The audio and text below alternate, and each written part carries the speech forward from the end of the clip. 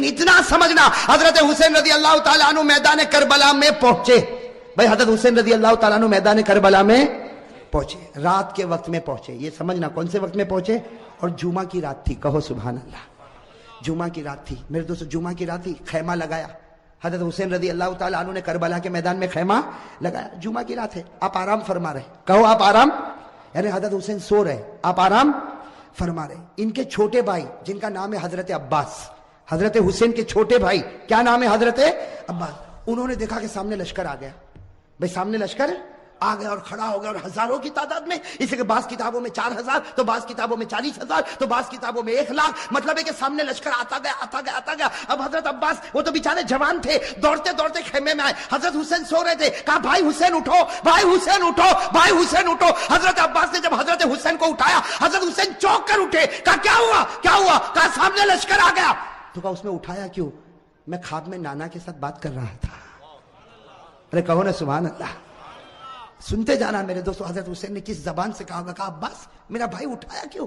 آنے دے آنے دے, ہزاروں کی تعداد میں آنے دے. لیکن میں تو میرے نانا کے ساتھ بات کر رہا تھا. وہ حضرت عباس رو پڑے, روتے روتے کہا کہ بھائی جان حسین کیا باتیں کر رہے تھے آپ, نانا کے ساتھ کیا باتیں کر رہے تھے؟ کہا نانا کے ساتھ یہی بات کر رہا تھا. نانا کہہ رہے تھے حسین کل تجھے دشمنوں کے سامنے جانا ہے, حق کے سامنے ڈٹ جانا, گردن کٹا دینا, لیکن گناہ کے سامنے گردن جھکانا نہیں.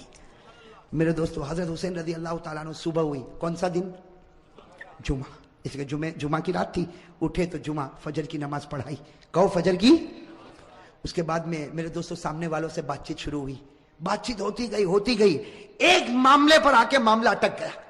ایک سودا ایسا تھا جو حسین کو منظور, باقی باتیں حضرت حسین سنتے گئے, یہ بھی منظور, یہ بھی منظور, یہ بھی منظور, یہ بھی منظور. لیکن جب سامنے سے یہ بات آئی کہ حسین اعلان کرو کہ یزید کے ہاتھ پر بیعت کرنے کے لیے تیار ہوں, اعلان کرو یزید کے ہاتھ پر بیعت کرنے کے لیے تیار ہوں. حضرت حسین رضی اللہ تعالیٰ عنہ نے کہا یہ نہیں ہو سکتا, میں یزید کے ہاتھ پر بیعت نہیں کروں گا. ہاں مجھے یزید کے پاس لے جاؤ, معاملہ صاف ہوگا, اس کے بعد میں ہاتھ پر بیعت ہوگی, باقی ابھی یزید کے ہاتھ پر بیعت.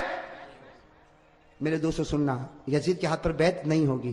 حضرت حسین سے پوچھا گیا آپ بیعت کیوں نہیں کرتے بھئی یزید کے ہاتھ؟ حضرت حسین رضی اللہ تعالیٰ عنہ نے کہا میں تو کر سکتا, کسی کے ہاتھ پر بھی بیعت کر لوں, مجھے یزید سے کوئی دشمنی نہیں. سننا حضرت حسین کا جملہ, مجھے یزید سے کوئی دشمنی نہیں, میں تو کسی کے ہاتھ پر بھی بیعت کر لوں, لیکن یزید کی حکومت میں گناہ ہو رہا ہے, یزید کے دربار میں گناہ ہو رہا ہے, یزید کے دربار میں, اس کے محل میں, اس کی حکومت میں گناہ ہو رہا ہے, اور گناہ کا احساس بھی نہیں. نبی کا نواسا جان دے سکتا لیکن گناہ کو برداشت نہیں کر سکتا. بس حضرت حسین نے جب یہ کہا تو انہوں نے کہا مقابلے کے لیے تیار ہو جاؤ. حضرت حسین نے کہا تیار. ارے کہو نا سبحان اللہ. تو کیا طے ہوا؟ وہاں کا ایک, یہاں کا ایک, مقابلہ ہوگا. حضرت حسین نے کہا کوئی بات نہیں. حضرت حسین رضی اللہ تعالیٰ عنہ نے اعلان کیا میرے لشکر میں جو بوڑھے میاں ہے جن کا نام ہے حضرت غرید, کیا نام ہے؟ حضرت غرید, جن کی عمر 61 سال کی ہے. کتنی؟ 61 سال. حضرت حسین نے اعلان کیا غرید میدان میں اترے. حضرت غرید کے بارے میں لکھا ہے 61 سال کی عمر ہے, گھوڑے کی پیٹھ پر سوار ہوئے. وہاں کا ایک, یہاں سے ایک, کون؟ حضرت غرید, اور وہاں سے ایک. میرے دوستو لکھا حضرت غرید نے 40 کو ختم کر دیا, 1 by 1. ایک آوے گیا, دوسرا آوے گیا, تیسرا آوے گیا. وہ سامنے والوں نے سوچا یہ بوڑھا اتنا پاور والا, تو نواسا کتنا پاور والا ہوگا. جب اوپنر ایسا ہے, ابھی تو میڈل آرڈر باقی ہے. بات سمجھنا اس کو, بہت پیاری بات ہے. سامنے والے گدر پر آ گئے, دھوکے پر آ گئے. کہا حسین یہ ایک ایک والا معاملہ نہیں چلے گا, ورنہ شام تک ہم تو ختم ہو جائیں گے. ایک ایک والا نہیں ہوگا, ہم سب اور تمہارا ایک, ہم سب اور تمہارا. حضرت حسین رضی اللہ تعالیٰ عنہ نے اس کو بھی منظور کیا. میرے دوستو وہ حضرت غرید جنہوں نے 40 کو ختم کیا تھا, وہ حضرت غرید ابھی بھی ان کی تلوار چمک رہی, گھوڑے پر ہے. سب نے ایک ساتھ میں ان پر حملہ کیا. آپ کو مارا گیا, آپ کے بدن کو چھلنی کر دیا گیا. جب بالکل آخری گھڑی آئی تو انہوں نے حضرت حسین کے سامنے حضرت غرید کو پھینک دیا. حضرت غرید جب سامنے تھے, حضرت حسین ان کے پاس گئے تو غرید نے کہا حسین تھوڑا ہٹ جا, آسمان پر محمد کا چہرہ نظر آ رہا ہے. نعرہ تکبیر, نعرہ تکبیر, حسین کا دامن. ماشاءاللہ اللہ قبول فرمائے. یہ جملہ بہت پیارا. ساتھ میں کہا حسین کا دامن, حسین کا دامن, حسین کا دامن.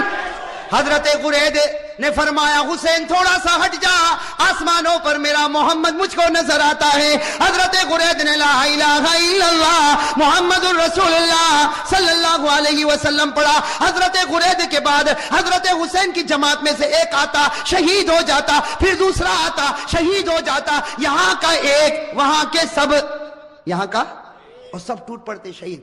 میرے دوستو اب سننا, جمعہ کا دن ہے.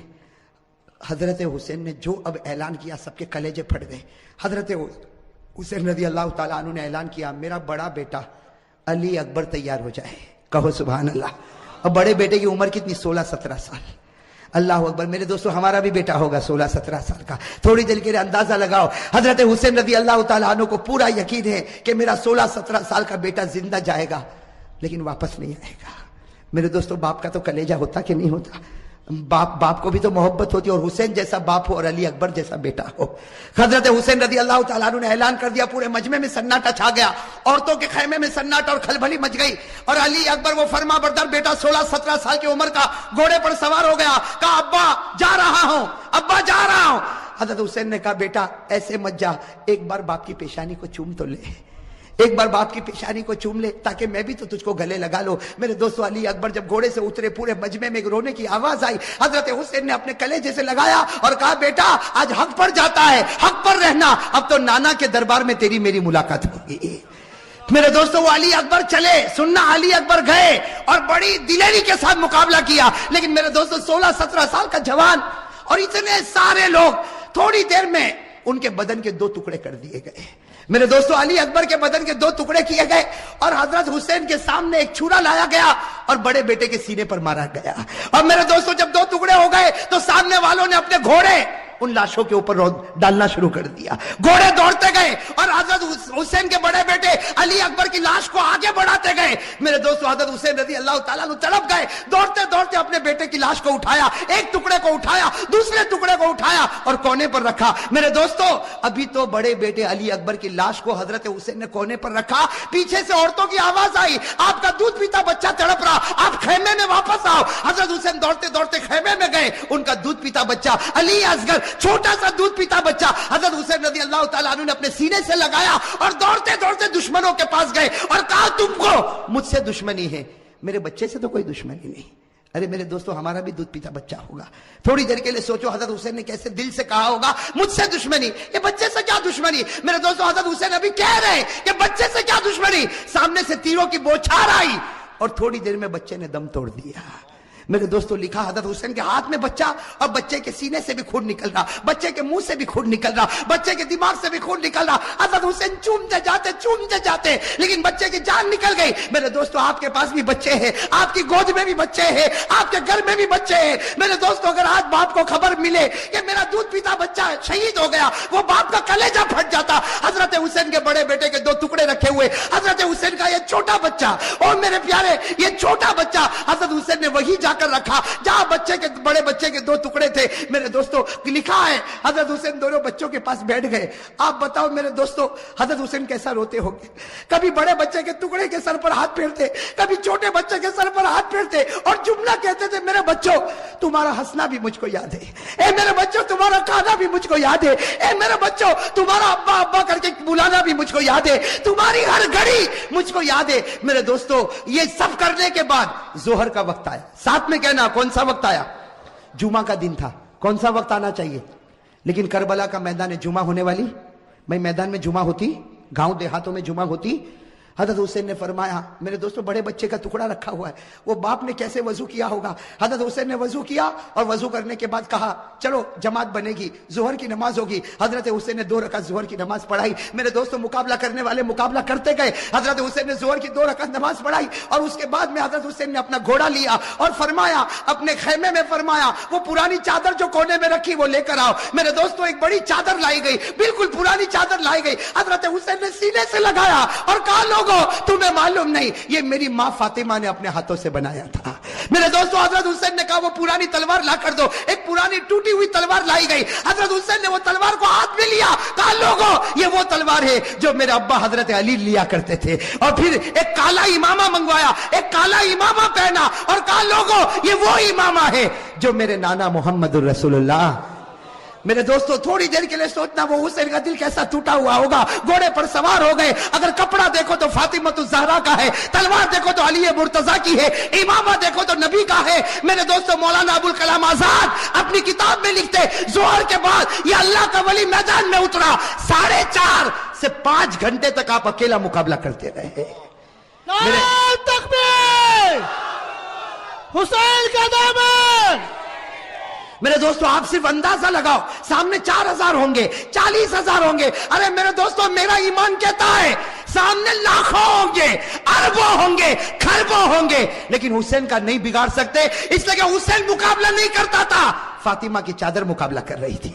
میرے دوستو حسین مقابلہ نہیں کرتا تھا, علی کی تلوار مقابلہ کر رہی تھی. حسین مقابلہ نہیں کرتا تھا, نبی کا امامہ مقابلہ کر رہا تھا. میرے دوستو سننا, مقابلہ چلتا گیا. مولانا ابوالکلام آزاد لکھتے ہیں, ذرا کان کھول کر سننا, مولانا ابوالکلام آزاد لکھتے ہیں کہ آپ کے سر مبارک سے لے کر آپ کے پیٹ مبارک تک 80 تلوار کے زخم لگ چکے تھے. اور میرے دوستو پورے خون سے لہو لہان ہو گئے, خون سے. اور میرے دوستو ایک بات سننا, جب حضرت حسین کا جب مقابلہ چلتا تھا, سامنے سے کسی نے برچھا آپ کے ہونٹ پہ مارا تھا. کس پر مارا تھا؟ آپ کے ہونٹ پر مارا تھا اور خون گر رہا تھا. اور پیچھے سے لوگ جو حضرت حسین کی جماعت میں تھے وہ پیچھے سے کہتے تھے کہ ہونٹ پر کیوں مارا. پیچھے سے آواز آتی تھی کہ او دشمنوں تم نے حسین کے ہونٹ پر کیوں مارا, یہ وہ ہونٹ ہے جس کو نبی روزانہ چوما کرتے تھے, یہ وہ ہونٹ ہے جس کو ہمارے نبی چوما کرتے تھے. میرے دوستو کیسے لہو لہان ہو گئے. اب سننا جو پوائنٹ کی بات ہے, حضرت حسین کھڑے ہو گئے اور کہا ٹھہر جاؤ, تھوڑی دیر کے لیے ٹھہر جاؤ. سب رک گئے. کہا کیا ہوا؟ کہا سر کی نماز پڑھنا ہے, اس لیے سورج بالکل ڈوب جائے گا, تھوڑی دیر باقی ہے, 4-4.5 گھنٹے ہو چکے, 5 گھنٹے ہو چکے, سورج ڈوب جائے گا, عصر کی نماز قضا ہو جائے گی.